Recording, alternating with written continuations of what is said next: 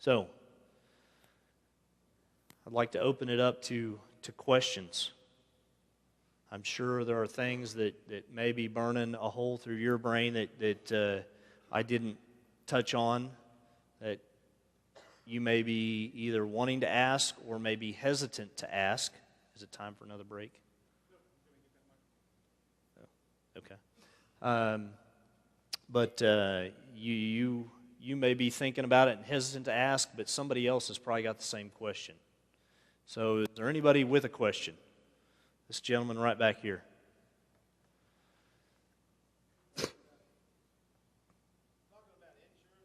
Mm-hmm.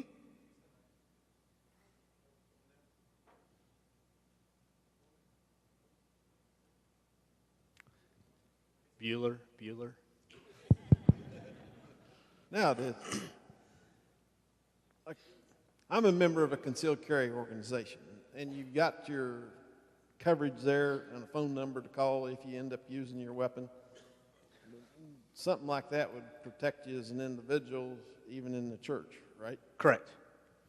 I can't specifically refer to all their language in every insurance policy. I'm a member of U.S. Law Shield, and U.S. Law Shield is an entity that does the same thing. I'm sure you're probably referring to USCCA. Yeah. There's a lot of them out there. The NRA's got a Carry Guard insurance program. U.S. Legal Shield is another one. And, do your due diligence if you're going to settle on an insurance kind of policy. Plug for U.S. Law Shield, it's $10 a month. And where the weaknesses I saw in some of the plans was that you had to pay for the attorney retainer and fees up front, and then they would reimburse you. Well, God has taken care of me the last 4 years in firearms instruction, but I don't set on a whole lot of capital. So I like the plans that when I call them, it's on their nickel from that point out. And $10 a month, that's pretty manageable. Again, I spent more than that at McDonald's yesterday. So, another question.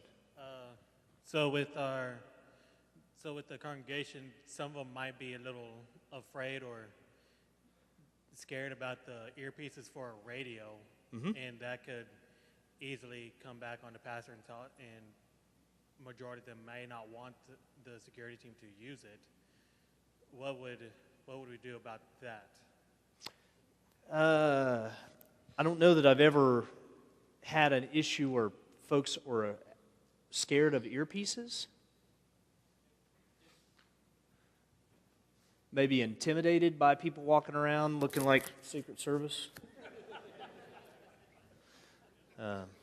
Is that kind of what you're talking about?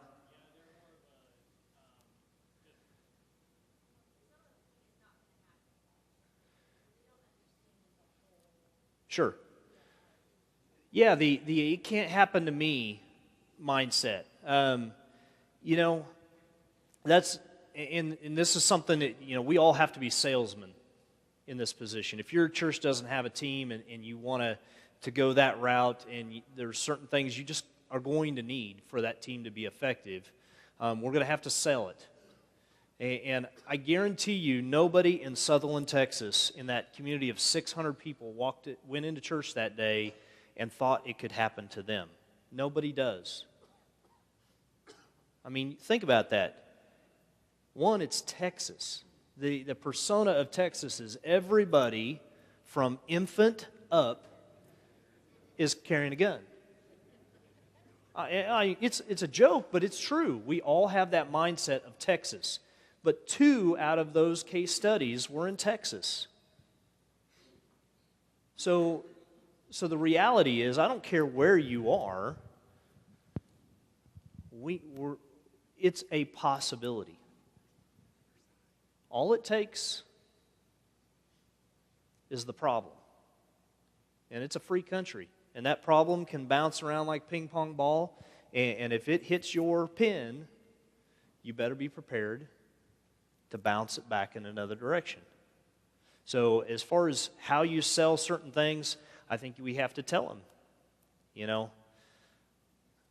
community of 600, a community of 2,500, a community of 12,000, a community of 140,000. Evil knows no limits. Okay? And especially in small communities where staffing is extremely challenged, I cannot cover our church at Carterville Christian Church. 2 services, right at around 1,000 people between the 2 services. I can't cover that with 4 people. That's too much terrain. You could have a shooting on the other side of the building, nobody'd ever hear the gunshot. Okay, so we have to have radio communication. If you are meeting in, a home church, it's probably a little bit different. You may not need that technology. Okay, so it's a little bit situational, but I think we're all representatives of larger organizations than just a one-room, church. So I'm not going to say that you're not going to get pushback. All right, Satan's been pushing on me all week. I was trying to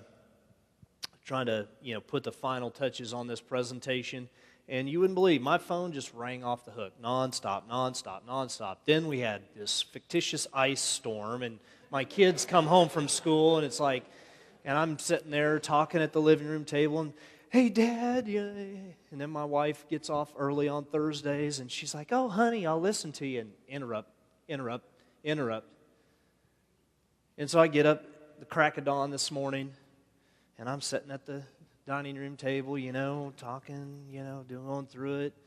And my wife never gets out of bed early. She's up. I'm like, okay. Satan doesn't want us to do what we're supposed to do, ever. So there's going to be bumps in the roads. Every fight isn't going to come easy. Doesn't mean we don't need to do it, though. Other question? Yeah, after the situation in Neosho several years ago, we started working on some plans within our church. We've not even currently reached a point of finalizing all of that.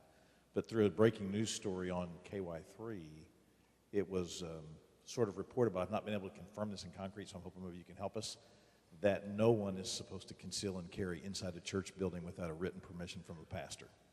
Is that Missouri state law? Yes. It doesn't say written in Missouri law. There are 17 listed prohibited locations for the state of Missouri on concealed carry. And what the law specifically states is that in those cases, the law is not giving you authority to carry in these locations, but it shall not be a criminal act. So they're really, as the law usually does, as they try to drill it down, it opens up areas of gray. And when you have a concealed carry permit, you can't be arrested for just carrying a firearm into church. Now, if you do not have a concealed carry permit and you walk into church, that is an arrestable offense.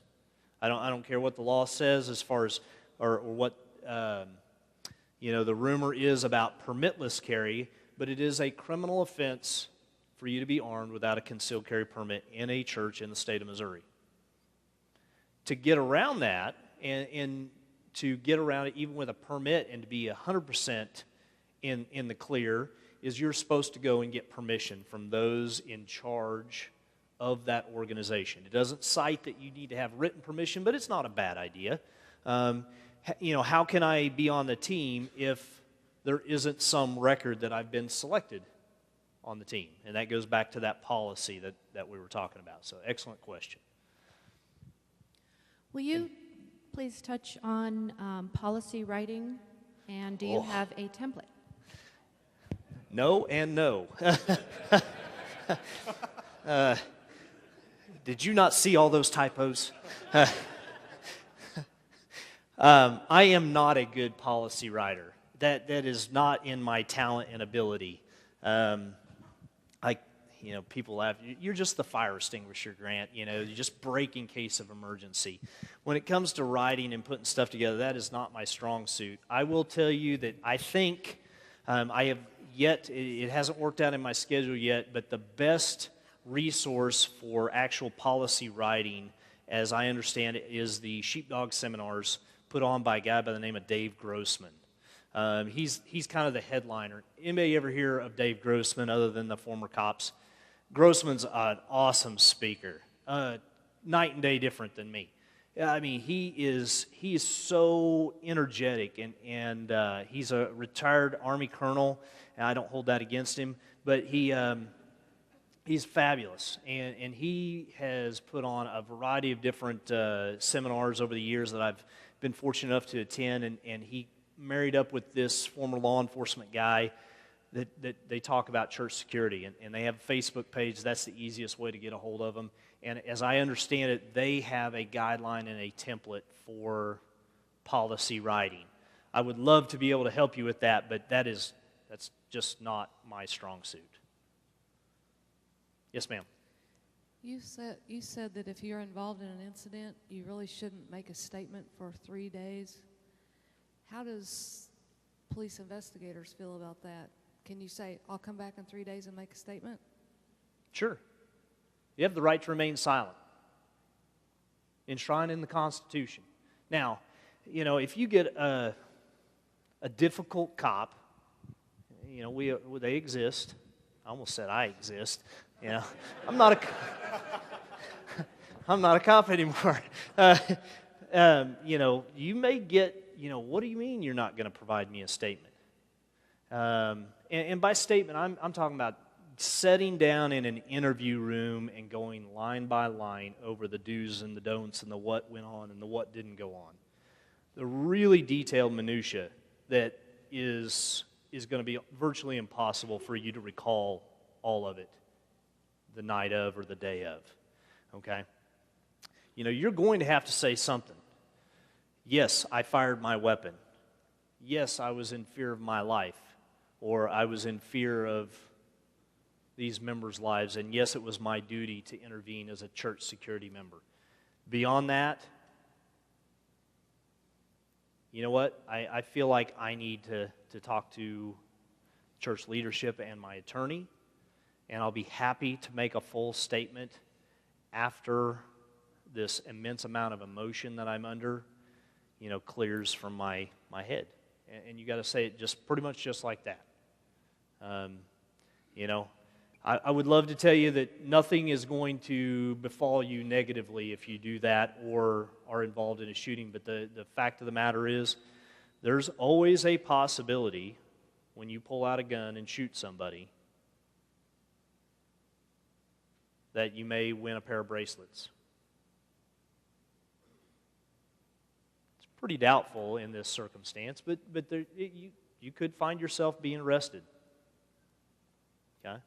He said it's doubtful, given the circumstances. You're totally operating in defense as a church security team member, or should. We're not offensive. Bad guys dictating, calling the shots. We're just responding to them. And that should not be missed on any law enforcement response. Okay? And we want to be as helpful as we can. But the fact of the matter is, we want to be helpful with the truth, not, I don't really remember, I think it was this. Because that may end up being a less than accurate statement.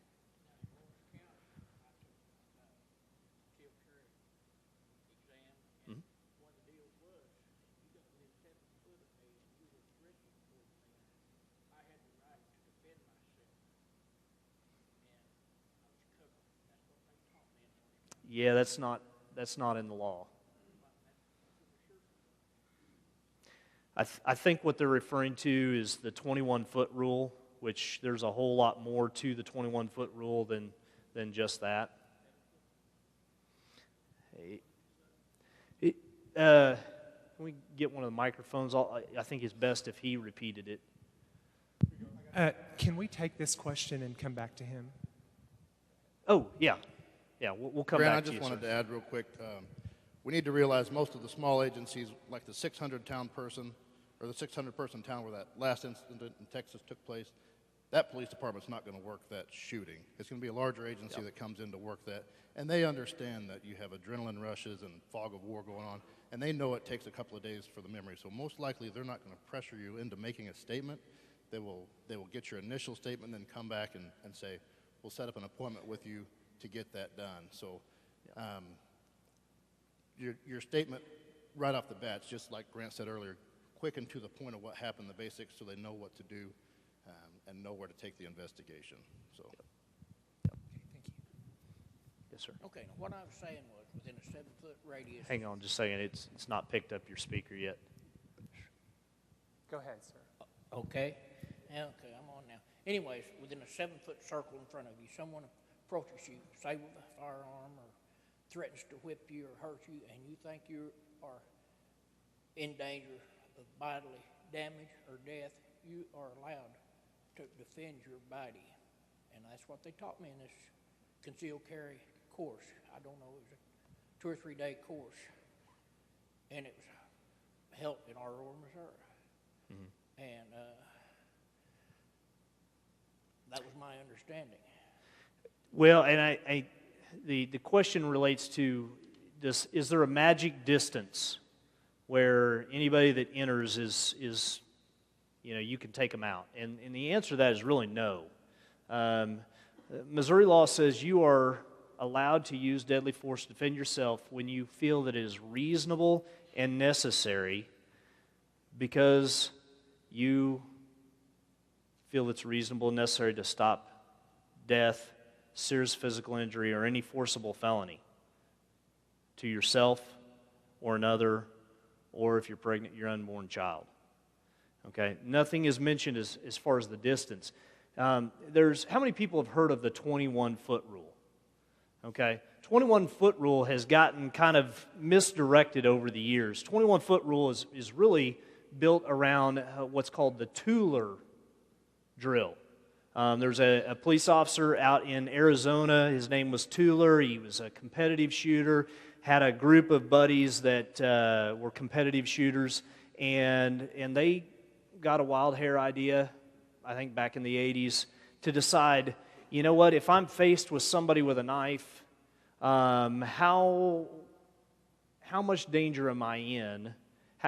How far away do they need to be so that I can get my gun out of the holster and get a shot on target? And what they devised based on their skill set, which is better than the average person for sure, that it was this 21 feet, which meant an armed, knife-wielding attacker could cross 21 feet in the time frame that one of these highly trained persons could draw and fire a single gunshot wound into that person. And so they built this concept of the 21-foot rule, and it's kind of like that analogy of the 5 people in a row, and it starts with one story and it ends up kind of a little bit different skew. This 21-foot rule has kind of went down that road over the last 20, 30 years. And I think maybe that's where we have a blending of that in your statement. There's not a magic number. Okay? Are you in danger if you're within 21 feet of somebody with a knife? Yeah. Realistically, it's going to be a pretty big challenge for you to draw and get accurate rounds on target in 21 feet before you're cut. In fact, the rule that we always used to say in law enforcement and in my little community is if you're facing a person with a knife and their desire is to harm you with it, the one thing that you can guarantee is you're going to get cut. Okay, so plan on it. Okay, and that's not a comforting thing. The gun doesn't magically make you invincible. It's just a protective force. Even if I beat them coming to me, does that mean they die instantly when I put a round through their heart? No. What causes a person to collapse and eliminate themselves from the fight, excluding those that mentally quit and check out and just give up, that body has to reach a blood pressure of 0. before the body can no longer function. And medical researchers have identified that a person may even fight after blood pressure is 0 for up to 2 minutes. That should scare us. If you don't believe what I'm saying, there's a video on YouTube of a Muslim attacker that went into a mall in Minnesota within the last year or two. He was shot some 14 odd times. Literally was reduced to, he could no longer stand, was leaving a blood trail 2-3 foot wide as he was still swinging the knife at the feet of the man who was defending all the people in the mall. Blood pressure, 0, still attacking. He was motivated. Too often we underestimate the desire of our enemy. This gentleman served our country in Vietnam. Thank you. I'm sure you saw what I'm talking about. People that would run into a hail of bullets and keep coming, taking rounds left and right. They were motivated. You know, we cannot plan that my little 6-shot revolver or semi-automatic is going to somehow perform this magic feat of reducing them to blood pressure 0 if I haven't picked it up in 6 months. Okay, just being honest. Another question. One of your first bullet points was to get a microphone. Everybody hears me? One of your first bullet points was talking about to stop a threat. But before that, we have to spot the threat. What insight can you give us to spotting the threat? That's a good question. You know, this is one of those things that I don't know that we can really tremendously train for. I think we're all geared to picking up on what doesn't fit. In the research that I was doing related to this, there was an incident of a church shooting where a police officer's on patrol and he sees a car parked up close to the church and just looked out of place to him. So he went and investigated. Come find out the guy that was in that car was there. He was armed. Nobody knows what his intent was because he ended up dying that day at the hands of the police officer. But when the police officer approached him, confronted him to inquire what he was doing in that particular location, he decided to fight and die. And so I tell this story it's all about what doesn't fit. Okay? When you're on perimeter security, you know, especially if you've been in that church for any length of time, you're going to recognize the regulars. Not to say that a regular couldn't be a threat. Okay? Some of these circumstances, it's a regular who has fallen away. Something has occurred in their life, and now they're mad and they want to get even. The situation in Arvada, Colorado, that kid chose the Youth with a Mission because he had been kicked out of that program. And he was mad and wanted to get even. Revenge. All right? But we have to pick up on what is out of place. I don't recognize that person. Could be a visitor. But I need to pay attention to it. Okay? It doesn't hurt us as security team members that when we see something out of place to go up and, hey, how are you doing this morning, sir? Oh, nice to meet you. Welcome to, wherever. All right? Didn't look threatening. Hey, man, this is a friendly church. The whole time I'm thinking, if he pulls a gun, I'm there for that reason. Okay? So it's about noticing the things that are out of place. And then being plugged into what your other team members are finding is out of place. It's also about sharing information. If your church has counseling services, there could be an avenue for problems. Now, I'm not trying to discourage any church from having counseling. I think it's really important. But, you know, if there's especially a domestic violence situation that the staff is counseling and it's looking like one party doesn't like what the counselor's saying and they're making threats, that counselor needs to notify the security team, okay, that we may have a potential problem. And there's confidentiality issues, so, you know, we've got to be very careful as far as what we release when you're in that position of in the know, but the team needs to know about things to watch out for. So communication has to flow both ways. That honestly was my question, exactly. Just to further expand on that, I just know, on you as an ex-police officer, aren't there things that just make the hair on the back of your neck stand up, a characteristic of someone? I mean, yeah, where you kind of, you hear a lot of talk about noticing and being observant and all those things, but Stephen Williford wasn't a cop. He was just a guy who, you know, heard something strange or was notified of something strange and thought he ought to investigate it. You know, tapping on the window, okay? I kind of laugh sometimes, and for my other cop guys out here, man, I'm sorry, I'm going to throw us under the bus here, but, you know, cops aren't like rocket scientists. You know, what we do is like super hard. I mean, it's got its challenges.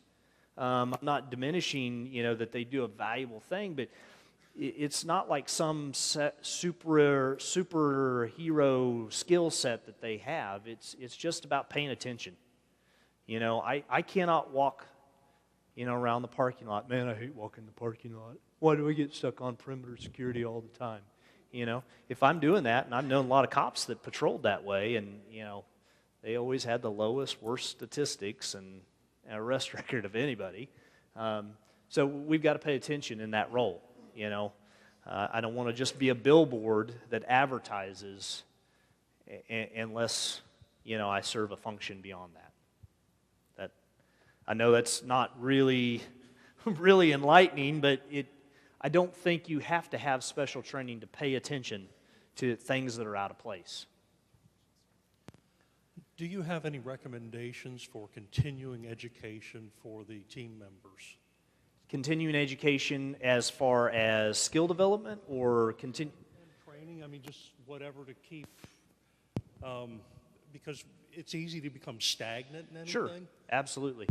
Well, you know, a lot of trainers will tell you, you know, you got to come to me for a class, and that's where it all starts. The best resource we have out there is YouTube. You know, and I'm not a YouTube person. I hate watching YouTube videos, but there's some really good knowledge that's being passed out on YouTube. I'm sure if you search YouTube, you're going to find some stuff on church security. And if you're the team leader, I think part of your responsibility is finding good resources like that so that you can share them with your team. Now, it doesn't end in watching a video. You know, we've got to work on skill development. We've got to actually be challenged in other ways, and that's just boils down to how do we find any other information in life? We seek out those that are in the know. You know, without a doubt, skill development is my expertise. I'm not really a plan or policy, you know, whiz at putting stuff together. PowerPoint, Keynote. I'm an Apple guy. You know, I barely survive in that function, but you know, there's a lot of resources out there, and the one I've mentioned before is that sheepdog seminars for the church. They do seminars all over the country. I can guarantee you, if Dave Grossman is in it, it's going to be good. And they just didn't, you know, two guys decide to make a lot of money together on that function. I guarantee that they have went out and sought information, and they're constantly trying to better that program. And I think that would be a good resource for any church that is going this route and wanting to keep things fresh and avoid stagnation to look into. Beyond that, there's tons of trainers out there. Sometimes you'd be surprised how much talent you have in your own little community. So seek it out, ask. Yes, ma'am. Okay, I'm an educator, and we train our children in case there's an active shooter. So do you guys does your church ever train the congregation in case there's an active shooter, or how do you feel about that? Our church does not, as a whole, teach the congregation, and I can see where that would be valuable to a certain extent. I'm kind of that squeaky wheel that's constantly telling our team leader, I think we need to do this, I think we need to do that. And, some of it gets listened to and acted on, and some of it doesn't. I think it's really hard, and to a certain extent, if we're teaching the entire church security, you're almost laying your cards out there in front of everybody, and sometimes everybody might include a future problem. So you have to sometimes think of it in the poker sense. I want to hold my hand fairly close to me, but it's not a bad thing for the church to know, at church as in the entire congregation, that there is plans in place and there is security, and that we haven't just turned a blind eye to it. In fact, and I'm not recalling the statistic right off the top of my head, but there is a large percentage of school shootings that the actor, the murderer, immediately stops when they're confronted. And it didn't take a big plan. It just took somebody willing to step up and have the means to be that third law of Newton, and be force on force. Grant, thank you for being here today. Thank you. I come from the educational background, and of course, in recent years, we're fairly well locked down. We have security at the front doors, and some of us have security guards in the building. Would you address that? Because I know some of the churches in our area are considering locking doors and that type of thing. So what do you suggest on something like that? Well, realistically, I'm not a big fan of shelter in place. And I understand why shelter in place is really taught in the schools, but I just can't get by the logic. It has not worked. It's not like we just started shelter in place. We've been barricading kids in schools since the 1800s. School shootings go back that far. Okay? And it isn't changing anything. Do I realistically expect that I could put a safe door on every entrance here? And are you secure? It's sheetrock, folks. It doesn't stop my son's fist, as he wrecked my laundry room the other day. Your shelter has got to be virtually bomb-proof in order for that concept to really work. So, I understand we can't send 3-year-olds out into the wild, if you will, in a school setting. But what I have told my kids since day one when they left for school is, if somebody comes in with a gun, I don't care what your teacher says, and this is going to make every educator in here cringe, but I said, I don't care what your teacher says. If you can't find an exit, you pick up a chair, throw it through the window, and you escape. And you run until you get to a safe place. Because it's really hard to hit a moving target. Okay? And we've had so many circumstances where bad guys have come into schools and they just systematically work their way through classrooms until they have killed each and every kid. You know? And I love the school resource program. I think it's great, but it's one cop for an entire building the size of Joplin High School. Everybody knows how big that building is. Give me a break. You know, that's not going to cut it. You know? And I can't in good faith tell a kid, especially my own flesh and blood, or any kid or parent that'll let me talk to their kid, I can't tell them, you know what, the good guys are coming. Yeah, they're coming, but it's going to be too late. You know, if the bad guy wants them, you're just being a static target. So, a sticker on the door, come on. It's not logical.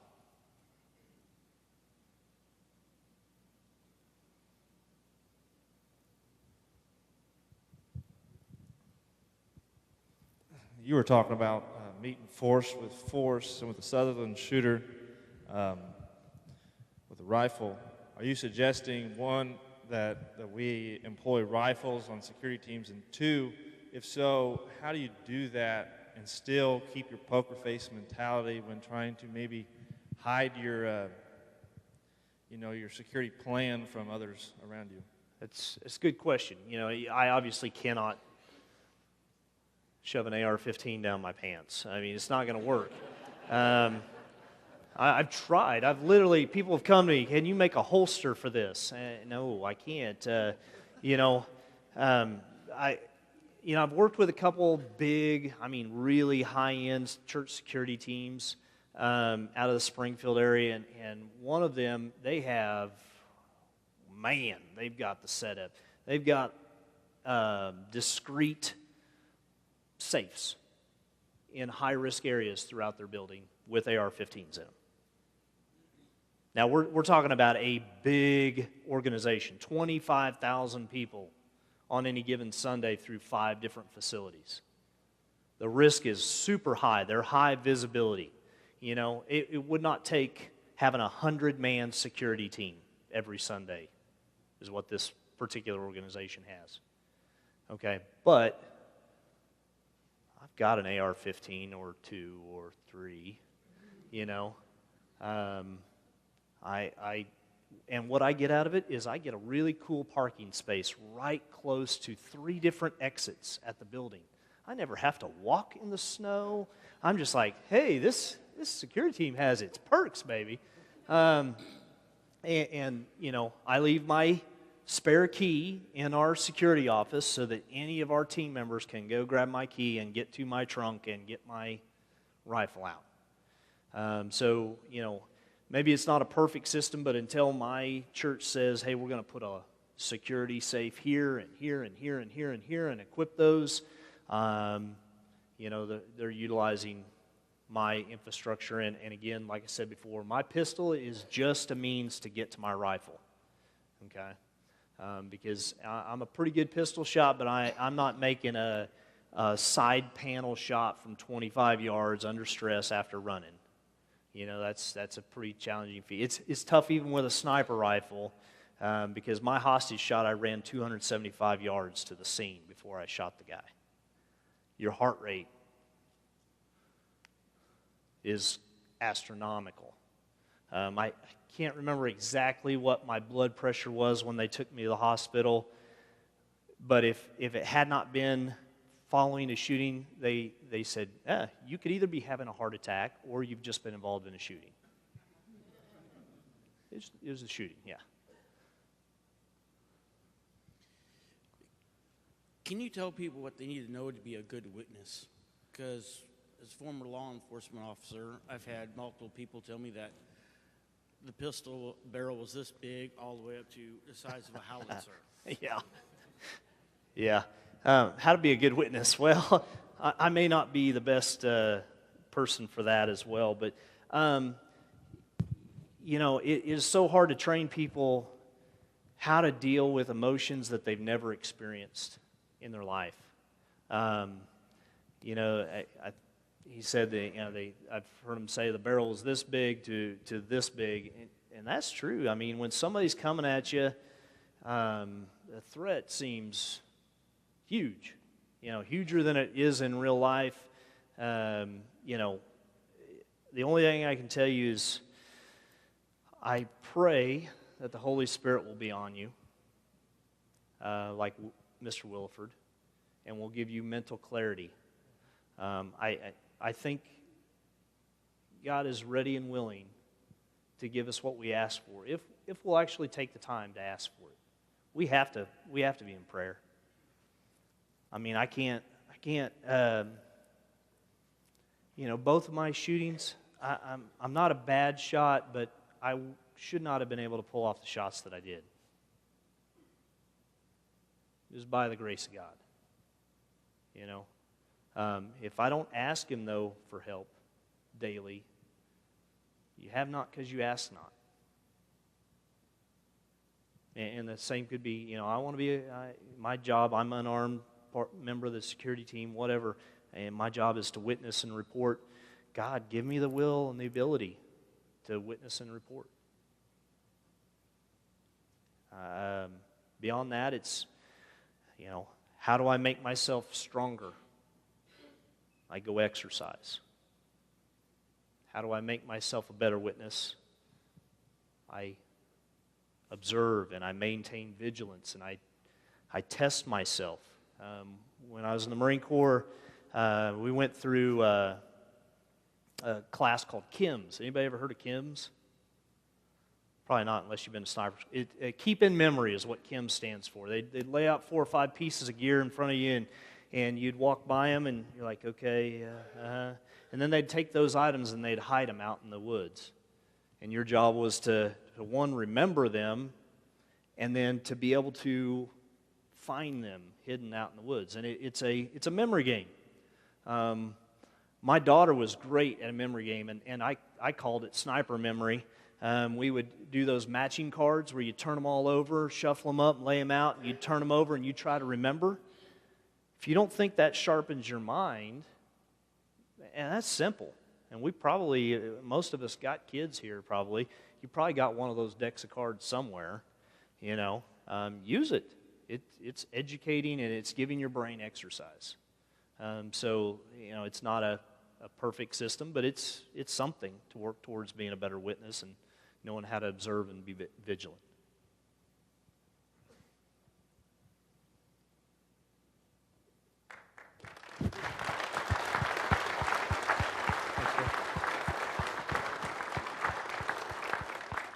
And with that,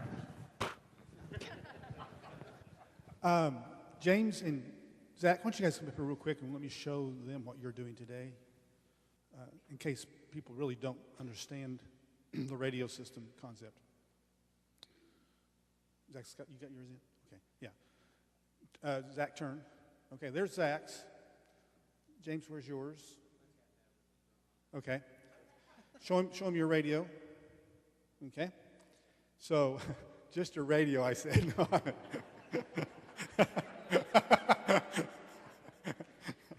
So, this is something that every church can have. It's not that difficult, and actually, it's not that obvious. And here's a perfect model of it. And his team has been out today, all around. So, while you have been in here, we've already actually had security going on. All right. So, great. Thanks, guys. Then there are some churches that have some policies in place. I know Springfield First, One Life, sorry, has some policies in place. Are there other churches that already have policies in place? Carthage does? Bales? Okay, so that's one of the reasons we're having this today. All right, we need 110 more of those. All right, across our district. So we hope that you'll do that. One of the things we'd love for you to do while you're eating today around your tables is if you would begin the discussion. This is really important, okay? We need for you to begin the discussion on what are we going to do next. What's our next step? We're going to get together. Who's going to lead? What's it going to look like? And if you'll begin that discussion, that'll be great. Some of you, the Garnett guys, there's 6 of you here, and so they'll have 2 hours discussion on the way home. Some of you don't live that far away, but they do, and so there will be a discussion for every group, and that's absolutely crucial. Please don't go home and do nothing, okay? Begin making the changes that you need to make to protect our people. Then let me say this is my heart, so I want you to understand. When we talk about our district and why are we doing things like this, we're really working on the concept of we're having 3 core values in the life of our district. The first core value is that we're using Jesus' words that he came to seek and save the lost by any method, at any cost.